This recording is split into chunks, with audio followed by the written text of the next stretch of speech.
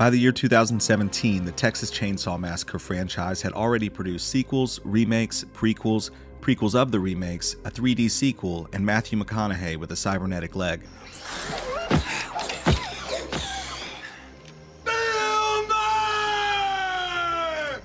The story of the making of this particular requel involves the dawn of the COVID-19 shutdowns, fired directors and trashed footage, rumors of disastrous test screenings, and a movie that somehow managed to piss off people on both sides of the culture wars. A movie that so many of us love regardless. This is the story of just what the happened to the Texas Chainsaw Massacre. 2022. The story, which is more messed up than the ingredients in the Sawyer family's award-winning chili, begins in 2017 with the Texas Chainsaw Massacre prequel Leatherface. Don't skimp on the meat. I got a real good eye for prime meat. Runs in the family. The film franchise rights were held by Lionsgate at the time, who had plans to release at least 5 more TCM films. However, a messy release schedule that included a weird exclusive DirecTV VOD release before ultimately becoming available on other video-on-demand platforms led to Lionsgate losing the rights entirely. This led to Legendary Pictures swooping in and buying up the rights to the franchise. Side note, had this situation not occurred, given the recent first-look deal between Blumhouse and Lionsgate, we would very possibly be looking at a Blumhouse remake of the Texas Chainsaw Massacre right now. Regardless, as of August of 2018, Legendary Pictures was the proud owner of Leatherface, his family, and all the intoxicating scents that come along with him. The studio reached out to director Fede Alvarez and his frequent collaborator Rodo Sayegas, who were both fresh off their massive success of Evil Dead and Don't Breathe. According to Alvarez, we said yes because, we felt like there had been too many bad ones in the chainsaw world. The audience had been disappointed too many times. It was a match made in heaven when you consider the gnarliness of what they'd done with the gore, horror, holy shit package that was Evil Dead. Fede was looking to get into more of a production role though, and wanted to give other up-and-coming directors the same chance that Sam Raimi had given him with the Evil Dead. Writer Chris Thomas Devlin would be hired on to write the screenplay to the story. Devlin was a complete newcomer at the time according to his IMDb, but would go on to write 2023's Halloween atmosphere-fueled Cobweb as well.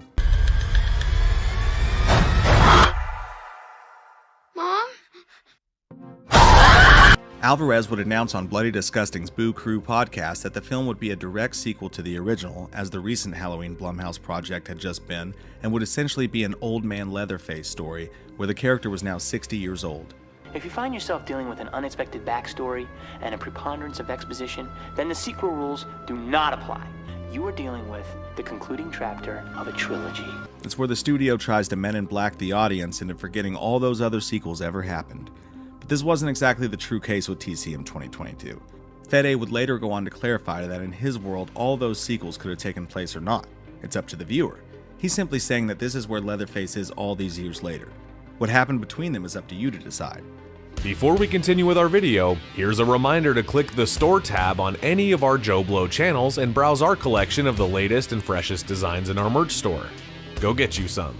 So, in Texas Chainsaw Massacre 2022, we find Leatherface living in a crusty old orphanage in a Texas ghost town and being taken care of by an older woman. We know he's been there for a long time, but she's very clearly aware of what he's capable of. Needs special care. He doesn't do well outside, you understand that? They even hid his chainsaw deep in the walls of the home. A weird choice considering they could have just thrown it away. It'd have been hilarious to watch Leatherface have to dig out his Home Depot card and purchase a fresh one, but that's more Tobe Hooper sequel style. But there's no saying whether or not Leatherface has been at the orphanage the entire time, or if he's left and come back as he's pleased over the years, which opens up gaps for whatever story you want to tell in between. As the rollout continued, Alvarez continued to get folks pumped up for his vision of the film, saying, "Everything is classic, old school gags, a lot of the approach that we had with Evil Dead, never VFX, to do everything on camera. It's a very old school approach to filmmaking." These are the things that horror fans love to hear. Nobody gets excited when someone says, "Yeah, we have a ton of digital blood splatter. You guys are gonna love it." If only things were so simple. At some point in the early filming stages of TCM 2022, after the film had already been delayed because of the COVID-19 pandemic, the headline from Deadline read like this: Texas Chainsaw Massacre Bloodbath. Directors chopped along with early scenes as Pick shuts 1 week in and David Blue Garcia takes reins. As a fan of the franchise who has watched it go through so many, let's call them low-quality iterations, this seemed like a death nail. They had gone all the way to Bulgaria where TCM 2022 was filmed and had scenes in the can. But when they sent some of their footage back to Legendary, the studio allegedly didn't spark to what they saw. parted ways with their directors and cinematographer, and here's the kicker, decided to not even use the material but rather to start from scratch with a brand new director, citing the old faithful, creative differences story. A mess had possibly been averted with a brand new director and cinematographer up to the task, but none of this was going to matter if the Texas Chainsaw Massacre film that would focus on Leatherface the most, even more than the film actually titled Leatherface, wasn't able to believably fulfill the physical role. They turned to actor Mark Burnham, who it sounds like went through a rigorous process to get the gig, saying, "It was a long process. I think I sent 5 tapes in. Eventually I met with the directors. After that, Fede asked me to test in his office, and I did that. I successfully passed all those benchmarks. Then the week the world shut down for the pandemic, I won the job, and then we were on hold for a couple months or whatever." Burnham was not only tasked with the taxing physical requirements of a meaty role, but was asked to embody the same character Gunnar Hansen had played many years before, only now as a 60-year-old man. Regardless of how you feel about the final product of the film, and again, I love it, it's hard to see an argument that Burnham didn't do a hell of a job. If there is a sequel, I'd love to see him reprise it. No, the far more divisive role and performance belonged to Olwen Fouéré as Sally Hardesty. The final girl of the initial film returns in pure Jamie Lee Curtis Halloween 2018 fashion for revenge. I'm the one who got away, and I'm here to make sure you don't, motherfucker. Only in this situation, the character shows up to very quickly find out that A, Leatherface couldn't possibly care less, and B, she spent all that time hyping herself up for a short-lived fight that ended with her torn asunder and thrown unceremoniously in a heap of trash. Make no mistake about it, this is Leatherface's movie. The whole thing was and is quite honestly confusing. Was this a studio shoehorned in character inserted via reshoots to capitalize on the success of Halloween? Or on the other hand, and this will probably tell you how weird it all played out, was this some sort of satire of that entire ordeal? In David Blue Garcia's words, "We wanted to honor the legacy of both the actor and the character. She sort of passes the torch to this new cast, quite literally." He would go on to add, "I think they did a great job in the script of making her part of this story, but not making her the main part of the story."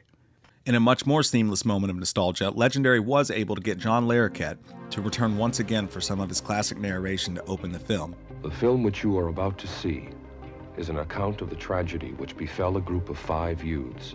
And speaking of sound, Colin Stetson was brought in to do the soundtrack, and the artist Bullet Shields was brought on to make this sort of ironic scoring but cool synth song for the end of the movie.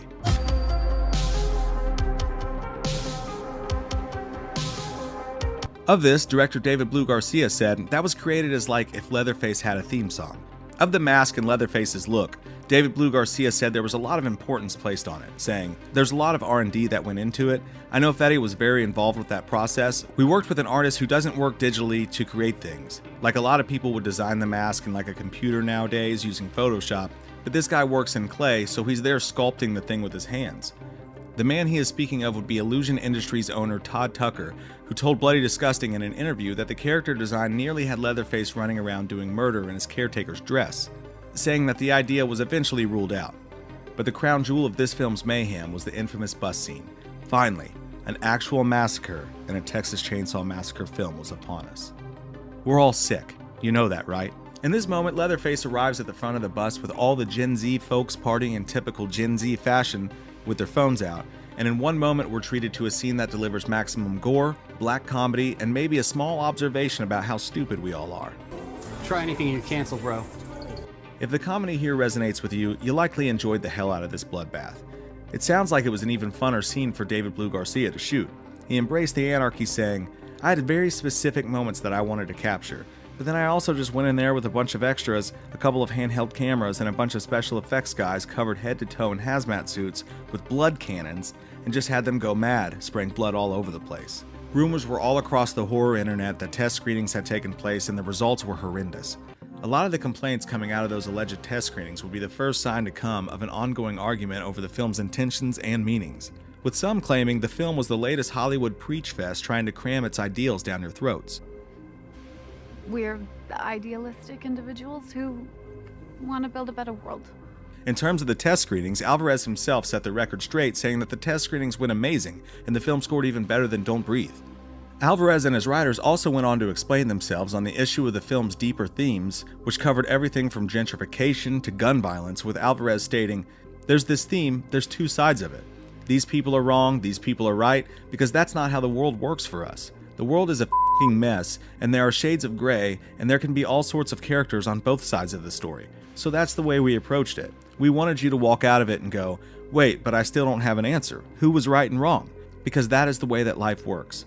Personally, I appreciate the nuance of all this. A lot of the world's issues could be handled with a lot more of a both can be true mentality, such as the character of Richter, played believably by Mo Dunford, being painted as such an asshole redneck, ending up as one of the few decent people you can root for in the film. The only way to deal with an invasive species is to eradicate them. On sight. The fact that the character Melody is super obnoxious and entitled with her stances on the world. Look at this guy.